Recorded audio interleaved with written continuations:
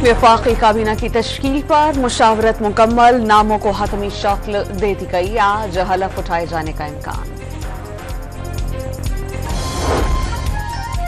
Pakistan peoples party का IMF के साथ मुज़ाकरात का हिस्सा न बनने का ऐलान। काबीना में शामिल नहीं तो किस हैसियत में IMF से मुज़ाकरात करें। डॉन न्यूज़ के प्रोग्राम दूसरा रुख में सलीम मानवीवाला की बातचीत।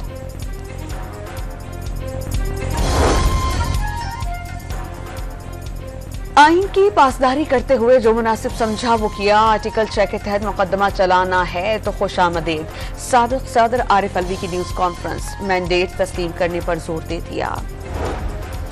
आसिफ अली जरदारी ने अपनी बेटी आसिफा भुट्टो को खातून अव्वल का दर्जा देने का फैसला किया। आसिफा किसी सदर की बेटी होने के नाते पहली खातून अव्वल बनेंगी। कराची के इलाके जुबली में मुबैना पुलिस मुकाबला। रहमान डकैत का बेटा और लियारी गैंग वॉर का सरगना। सारबान हलाक, साथी जख्मी हालत में गिरफ्तार। सुरजानी टाउन में शहरी की फायरिंग से डाकू मारा गया। रहीम यार खान के कच्चे में हरी फ्राक के जरिए अगवा बराए तवान की कोशिश नाकाम। पुलिस ने मजदूरी का झांसा देकर कच्चे में बुलाए गए 5 अफराद को अगवा होने से बचा लिया।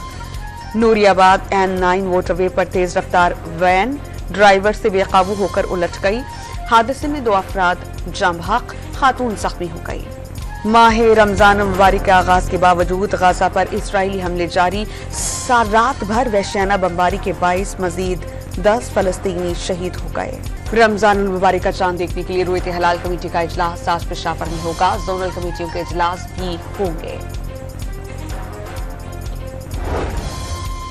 और PSL में आज 2 मुकाबले होंगे। पहला कराची और पेशावर में और फिर कोयटा और मुल्तान में जोर पड़ेगा।